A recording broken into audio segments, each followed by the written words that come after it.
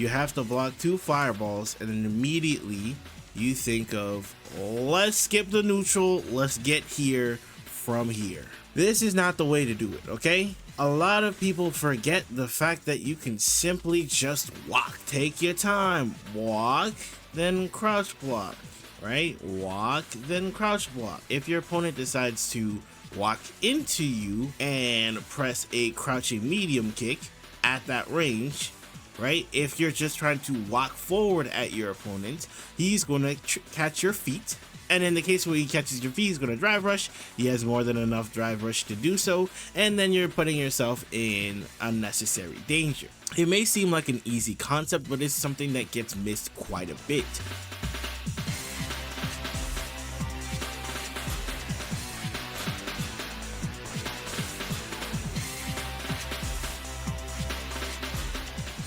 So let's get in the festive spirit and watch some Street Fighter, shall we? So far so good. You've been playing the game quite well. You've been getting your hits. Here he used EXDP to get you off of him, but overall the situation is not too bad. After this situation here, just a minor thing that you might want to consider doing because you are safe. You could potentially go for a parry situation, right? The reason being is because if you're successful, you can just kind of continue your offense off of that instance and then make them guess and then enforce a guess off of that situation. But just going for a little bit more of a parry type situation will allow you to get a lot more chances to switch it on its head, so to speak. So just something to keep in mind. And this right here is a trap everyone falls into, and that is using your spin knuckle as a means to skip neutral. The more times that I see this, the more times I'm like, this is just something you should avoid altogether. The reason you should avoid it altogether is that if they happen to go for a random option, you're opening yourself up to some sort of danger or anything like that. So generally I say stay away from this option. I keep seeing it and it's a very reoccurring thing, so I don't necessarily blame you because it's what you do in your rank, but at the same time, that's the key part of a lot of what you're going to see at this rank, is that simply punishing bad decision making and then forcing them to interact with you will be the key to success in this game, right? Because especially if you continually see bad decision making, then you have to look for opportunities to punish it. Otherwise, you're just going to be letting it go to the wind, and then you might let something happen, and then you never know what's going to happen if you just kind of leave it up to chance and just kind of choose an option randomly. It's going to make the game a lot harder for you. I just wanted to know the reason why you lost this round, even though you had it semi together, was because you went for an option like this and now you got Whiff punished for it, just because he held up on neutral. Now, let's suppose that we're in this situation for you, right? We get tech. If this is one of the situations that you're in, you can use your standing heavy kick. The reason why your standing heavy kick is particularly good is because even at very close ranges, it's technically negative 3. So you won't get punished for it. You will lose your turn, but you won't get punished for it. And I think that's the key important part while you're playing the neutral. So if you clicked on this video, I'm sure you need some help. Lord knows I did at some point. But here's the thing. You want your favorite content creators to come and help you. But let's be real. They're charging like $60 per hour. You don't need that. But when I got you good. Over on this channel, I do free coaching sessions on Tuesdays and on Thursdays at 6:30 p.m. EST. So what does that look like? I essentially go over your matches. I give you tools so that you can succeed the next time you open up rank. So once again, join my Discord. Wait till I'm live either on Tuesdays or on Thursdays 6:30 p.m. EST. Be there or be square. Back to the video. So we can drive rush at our opponent, right? We can try to drive rush at our opponent. We could also try using our normals to gather space, right? These are the types of things that you can do. Or we can decide to just play a little bit passive. Play a little bit passive by using some of our normals, using standing heavy kick, and just playing passive until we have enough to go for our drive rush button. and then that's when we can take advantage of it. But aside from that, we don't want to be taking any extra risk. It's not really a reason to take any extra risk here, just because we don't have enough drive gauge to work off of, right? Because any sort of commitment that we decide to do is going to automatically result in us burning out, which we don't want to necessarily do at this junction, because they're not too close to death yet. But once they're close to death and you want to go for a commitment like that, then we can go for that commitment. That part I don't mind. So you're playing the neutral here. This is another instance, but you're playing the neutral here, and then you get pushed back. Okay, you have to block 2 fireballs, and then immediately you think of, let's skip the neutral, let's get here from here, right? You're here sitting pretty and you're trying to get in. This is not the way to do it, okay? A lot of people forget the fact that you can simply just walk. Take your time, walk, then crouch block, right? Walk, then crouch block. The reason why we want to walk and crouch block is because if your opponent decides to walk into you by any chance, if he decides to walk forward and press a crouching medium kick at that range, right? If you're just trying to walk forward at your opponent, he's going to catch your feet. And in the case where he catches your feet, he's going to drive rush. He has more than enough drive rush to do so. And then you're putting yourself in unnecessary danger. It may seem like an easy concept, but it's something that gets missed quite a bit.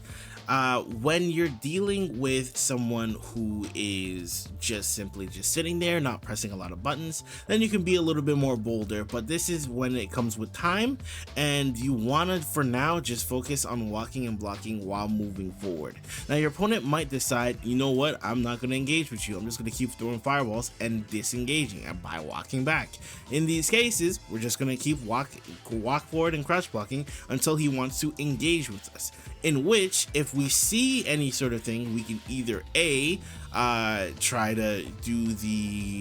using an OS or using our defensive options, or we just take it on the chin. You know what I mean? To block the situation out. Simply because you block the situation out means that you don't have to necessarily deal with eating a bunch of damage, because if they decide to go for a button drive rush into another button into throw, you'll only take what, like this much of damage, right? Doesn't really hurt you in the long game. But if you decide to try a parry, now the damage becomes much more significant and it hurts you a lot more. Now, I'm going to preface this by saying this is slightly advanced, right? But this is something that you can gain a lot of value from.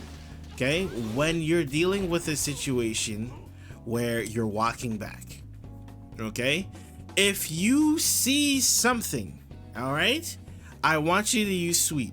Now, hear me out. Some people are going to be like, oh my gosh, why would you use sweep? You should just use a better button. The reason why we want to use sweep to react here is that if by any chance he does anything, sweep is a long enough normal to guarantee that you're going to get the knockdown. So while you're walking back like this, you should ideally be looking for a button. That's what you should be looking for in this instance, because if they try to just walk up on you, right? After this, we have the option of going for a sweep, right? We have the option of going for like a standing heavy punch or something like that, right? We have options, right? We have options of how we want to go about punishing this. But sometimes we're not really all there yet, which is why I suggest going for the sweep option, just because it's a very consistent manner of making sure you get enough length to get the punish that you need in order to get started, right? Then once from there, you can go for whatever offense structure you want, especially because this is a hard knockdown and you can get your party started so easily. Okay, so contrary to most belief, in this instance, you do in fact have the kill. How do you have the kill? I will go through it. Okay, so let's say off of this instance here, we get our knockdown, okay? First and foremost, we can go for something like this, and then we go for a standing heavy kick, right? He's gonna mash here. So we can first and foremost go for a throw. After the throw, we can go for a standing heavy kick, standing heavy punch into the eye. This is something that I want to keep reiterating until the cows come home, because this situation is guaranteed stun and guaranteed kill, especially when they don't have any drive gauge. So what am I doing here? In this instance, I'm using the fact that he is almost in stun and does not have any drive gauge to initiate stun. So when he's in this situation, when you're knocked down, you can either go for one raw, right? And in the case that I would even drop the combo and then go for it if I actually get the DI there early. So what you can do is that you can either A, go for the DI straight. We can go for standing heavy punch into DI. The reason why you want to use standing heavy punch into DI is because if you go for standing heavy punch into DI, they can't jump out of it, they can't throw it, they can't do anything, okay? The other option you can choose is that you can choose drive rush, crouching medium punch, or standing medium punch into DI. These options work as well. So if you're going to use a medium button, the rule of thumb is that you want to have the extra drive rush frames behind it. That way, when you go for it, we make sure that they can't throw it, they can't do anything out of that action, and guarantee the game. This is the first time we're seeing a little bit of a dive kick action, and I love to see it. The other thing is that we gotta make sure that we're really capitalizing on the fact that they're going for this option. So in the case that I noticed that he's trying to mash on this situation, I would try him again. What do I mean by that? Right? I'm gonna try him and see where his mind's at in regards to dealing with dive kicks, just because I feel like he's not going to be someone who's going to be very respectful, and in the case that he's going to be very disrespectful, I'm going to choose options to make sure that his day is unkind and make sure that essentially he dies for his decision making. But these are the sorts of things that go through my mind because I don't want my opponent getting away with nonsense, right? I'm gonna test him again. I'm gonna see if he's gonna keep mashing here, because if he's gonna keep mashing here, then this is not an opportune place for him to mash. And if he's gonna keep mashing, then I'm gonna keep punishing you. You know, you have a very interesting thing here where you believe that your opponent is some semblance of smart. Stop thinking that your opponent's smart, okay? Okay, the moment you think they're smart, that's the moment where you start getting yourself in trouble. Just keep to the basics. If you know that a situation is in your favor, then just keep to that. Because if the moment you try to start deviating from that just because you think your opponent is smart, you'll find yourself in more trouble than you want to deal with. One thing I want to note is that notice how when you change your approach, you're being a lot more successful, right? After this situation, he tried to press again, right? He knows, well, he doesn't know that it's not his turn. You know that it is very confidently your turn. You go for a button, you get the punish, and then you go from there, right? But notice how instead of going for spin, instead of going for just like walking into your opponent or whatever option that you're choosing currently, you went for an option that is a little bit more safe and a little bit more plus, i.e. using dive kick. Now, if you're unsure of the ranges that you're at, you can always just use your EX, just because your EX keeps you at a very safe range. It never needs to be said, but at the same time, it always needs to be said. But essentially, what we need to start improving on is our anti-airs, because the reason why is because our anti-airs is the reason why we will get out of platinum. And I am so serious about this, is that if you're able to successfully anti-air your opponent and have some semblance of an offense structure, you will get out of this rank. You will get out of this rank. Because if you can stop the opponents that just think that they can just base roll at you, the miracles that you can accomplish just simply by being able to anti-air when someone just jumps at you randomly. Let's say you're not there yet with the DPs, right? Which ideally you're gonna need to be there. But what we can do is that we can use back medium punch. Back medium punch is a lot less reliable. As you can see, if you press it a little bit late or a little bit early, you'll find yourself getting counter hit. But that's why medium DP or LDP will never steer you wrong. But In the case that you don't have those together, at the very least, back medium kick will keep you at a certain level of comfortability where you can go for an option and then get the count. So in this gameplay is the fact that you're losing very hard to neutral jump, and for those who are losing the neutral jump, you're going to need to learn what to do, right? A lot of your opponents are going to try and neutral jump at you, right? And in the cases that you're in a certain range and you think they're gonna go for a neutral jump, you can just meet them in the air, right? We can decide to meet them in the air. If I see you jump, let me snipe you, right? I want to make sure that your time is as comfortable as possible while we're going at it, just because I don't want you doing this, right?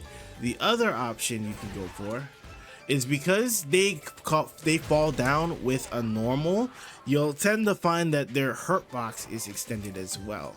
Let me show you what I mean. So when they jump like this, right, their hurt box, normally their hurt box is like this, it's around their body, right? But when they decide to go for a normal, then their hurt box gets extended out here. So what does that mean exactly? It means that in the case that we find ourselves dealing with someone who wants to jump at us, or neutral jump, now his hurt box is extended, meaning that if you try to go for, say, a light DP, it'll still reach because they've extended their hurt box outwards. So by taking advantage of the fact that their hurt box is extended, we can now go for a DP.